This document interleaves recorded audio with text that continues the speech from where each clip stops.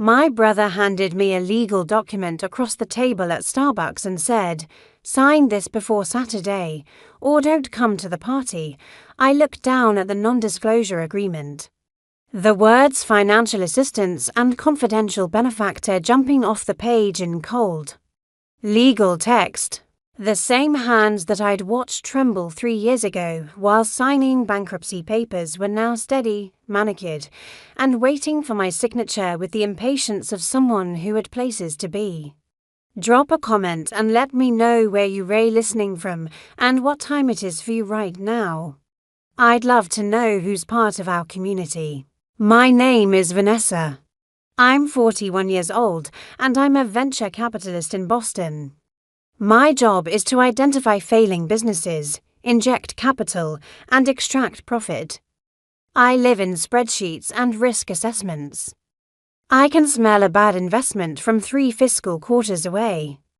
The irony is that the worst investment I ever made wasn't a tech startup or a restaurant chain. It was my own brother. His name is Derek. He's 38, an orthopedic surgeon, and until 3 years ago, he was a complete financial disaster wrapped in a white coat and a god complex. But let me rewind, because you need to understand the receipts. I keep receipts. It's literally my profession. 3 years ago, Derek called me at 2 a.m. His voice was shaking in that specific way that meant his life was imploding. "Vanessa, I need help." Real help. He'd been sued for malpractice of surgery that went wrong, a patient who'd hired an aggressive attorney, and a settlement that bankrupted him. $340,000 in debt. His credit score was 487. No bank would touch him. His medical license was intact. But his ability to practice was destroyed. He couldn't get malpractice insurance. He couldn't lease equipment. He couldn't even rent office space. "I'm going to have to leave medicine," he'd said, and I heard him cry for the first time since we were children. So I did what I always do. I fixed it. I'm a venture capitalist. I see opportunities where others see disasters. Derek had skills, a license, and a patient base that still trusted him despite the lawsuit. What he didn't have was capital. So the first became his capital. I bought him a surgical practice, not just equipment, the entire practice, a small orthopedic clinic in Newton that was being sold by a retiring doctor, the building, the equipment, the existing patient files, the staff contracts. Everything. I had one condition: transparency. If anyone asked, he would tell the truth. I wasn't asking him to shout it from the rooftops, but I wasn't going to be erased either. He'd agreed. He'd hugged me. He'd cried again and said, "You saved my life, Vanessa. I'll never forget this." For 3 years. The practice thrived. Derek rebuilt his reputation one surgery at a time. The debt was being paid down, the profit sharing was working. I watched from a distance, checking quarterly reports, attending the occasional board meeting I'd insisted on. I wasn't involved in the day-to-day operations, but I was never hidden. I was the investor. That was the deal, until Saturday, until the engagement party, until the NDA. I looked at my brother across the coffee shop table. Why do I need to sign this? Derek didn't even have the decency to look uncomfortable. Isabel's family is very traditional, old money. Her father is a cardiac surgeon at Mass General. They value self-made success. If they know I had financial help, it changes the narrative. The narrative, I repeated slowly. They think I'm self-made, Vanessa. They think I built the practice from the ground up after the lawsuit. It's a better story. Isabel's father respects that. If he finds out I had an investor, especially a family investor, he trailed off, but the implication was clear. I was a problem. My help was an embarrassment. I am not an investor, Derek. I'm your majority shareholder. I own 80% of your practice. He waved his hand dismissively. It's a technicality. You're not involved. You just provided initial capital. That's what investors do. But Isabel's family doesn't need to know the details. The NDA just says you won't discuss the financial structure of the practice with anyone at the party. That's it. It's not a big deal. You want me to pretend I don't exist. I want you to be discreet. There's a difference. He slid a pen across the table. Sign it, Vanessa. Don't make this difficult. I looked at the pen. I looked at my brother.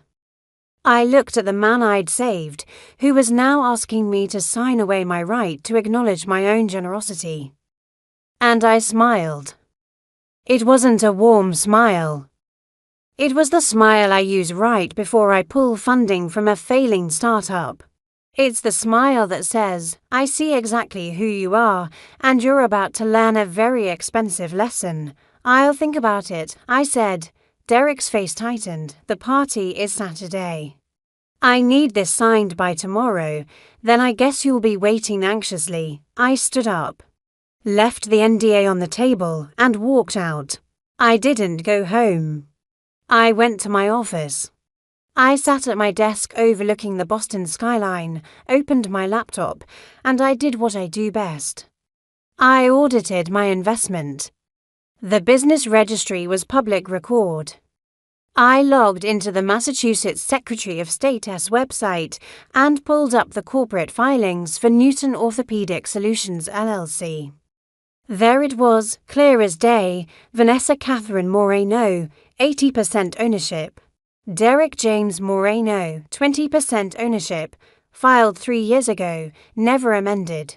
I pulled the operating agreement, I pulled the profit-sharing structure, I pulled the equipment lease, which was in my name, I pulled the malpractice insurance policy, which I'd personally guaranteed. I pulled every single document. And I read them like I was preparing to gut a company, and then I saw it. Clause 7.3, Transfer of ownership. In the event that the majority shareholder wishes to sell their stake, they retain the right to do so without approval from minority shareholders, provided proper notification is given 72 hours in advance. I leaned back in my chair. I looked at the clock. It was to 17 p.m. on Thursday. Derek's engagement party was Saturday at 6 p.m. That gave me 52 hours. I opened my contacts. I scrolled to a name I hadn't called in 6 months, Dr. Philip Garrison. Philip ran the largest orthopedic group in Boston.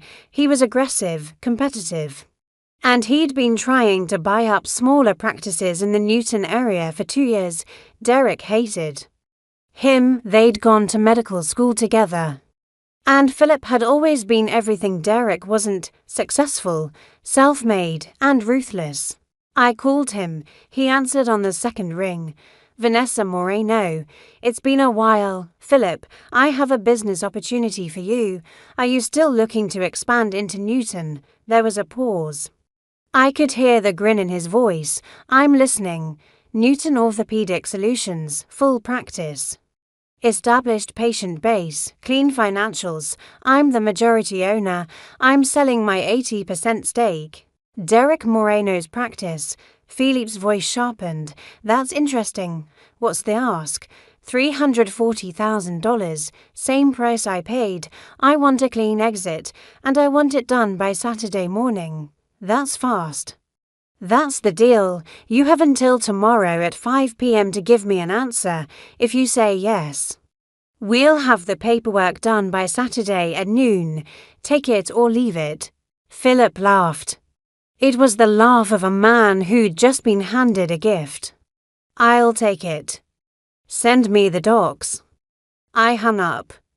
I called my corporate attorney. I need a sale of business assets drafted by tomorrow morning. Full transfer of my 80% stake in Newton Orthopedic Solutions to a new buyer. I need it clean, fast, and airtight. She didn't ask questions. That's why I pay her $600 an hour. Friday morning, the paperwork was done. Philippe's attorney reviewed it. Philip wired $340,000 into my account by 3 p.m. By 5 p.m., the transfer was filed with the state by 6 p.m. Philip Garrison owned 80% of Derek's practice. And Derek owned 20% of a business that was now controlled by the man he hated most in the world. I didn't tell Derek. The 72-hour notification clause required me to notify him of my intent to sell. It didn't require his approval. I sent the email at 6:02 p.m. on Friday. Subject: Notice of Ownership Transfer, Newton Orthopedic Solutions LLC Derek.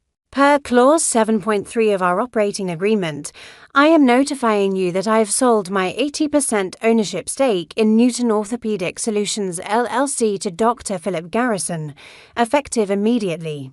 All transfer documents have been filed with the state. Dr. Garrison will be reaching out to you Monday morning to discuss the transition. Best regards, Vanessa. I didn't get a response. Not that night. Not Saturday morning. I assumed Derek was busy preparing for his engagement party, choosing his outfit, rehearsing the story of how he'd built his practice from nothing with just his talent and determination. I went to the party. I didn't RSVP. I just showed up. The engagement party was at a country club in Wellesley. Old money, exactly as Derek had described. I walked in wearing a black suit, my hair pulled back, looking exactly like what I was, a woman who'd just liquidated a $340,000 asset and felt nothing. Derek saw me immediately. His face went white. He crossed the room so fast he nearly knocked over a waiter carrying champagne. "What did you do?" His voice was a hiss, low and desperate. "I sold my stake." "You got their mail. You sold it to Philip Garrison? Are you insane?" "I sold it to the highest bidder who could close by Saturday. That happened to be Philip. He was very motivated. You destroyed me." Derek's hands were shaking. "He's going to gut the practice. He's going to push me out. You know what he's like." "Derek, I know exactly what he's like.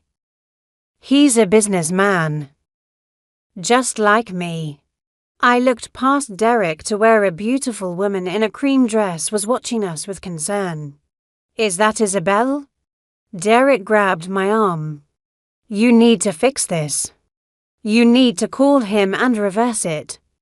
I looked at his hand on my arm, then back at his face. "The sale is final.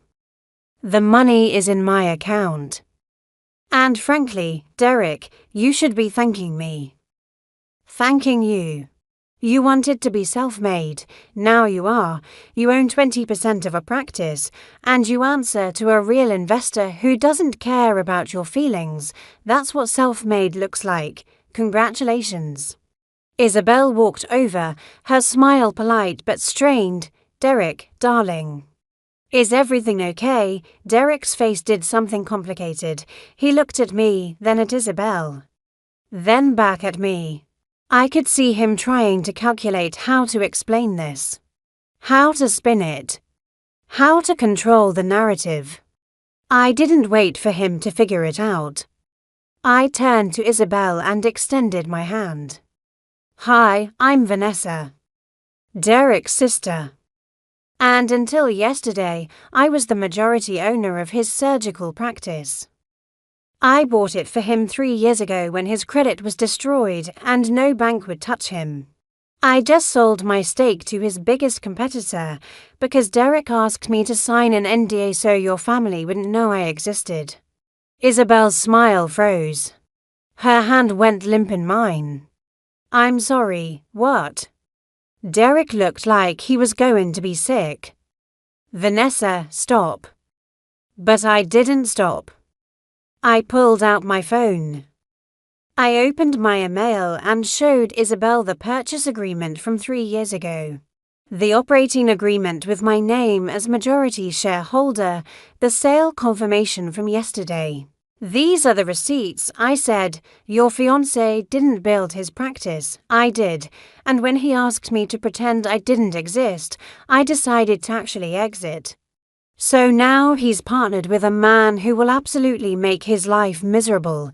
But hey, at least the narrative is clean. I put my phone away. I looked at Derek one last time. You wanted me to be discreet. I've never been more discreet in my life. I didn't make a scene. I didn't argue. I just removed myself from the story entirely. Enjoy your party, Derek. Enjoy your self-made success. I walked out. I didn't look back. The fallout was immediate and surgical. Philip Garrison called Derek on Monday morning and informed him that as the new majority owner, he'd be restructuring the practice. Derek's salary was cut.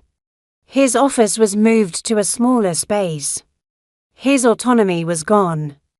He was no longer the owner of his dream. He was an employee in a company that now carried Philippe's name. Derek called me 17 times that week. I didn't answer. He sent him mails.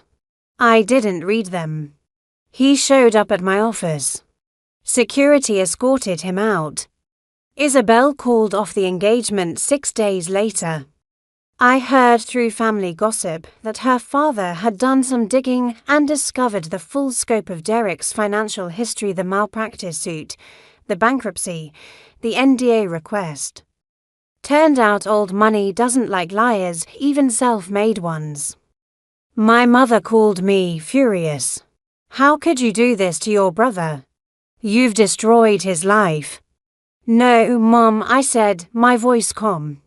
I saved his life 3 years ago. And this week, I just stopped saving it. There's a difference. She hung up on me. It's been 2 months. Derek still works at the practice, but it's not his anymore.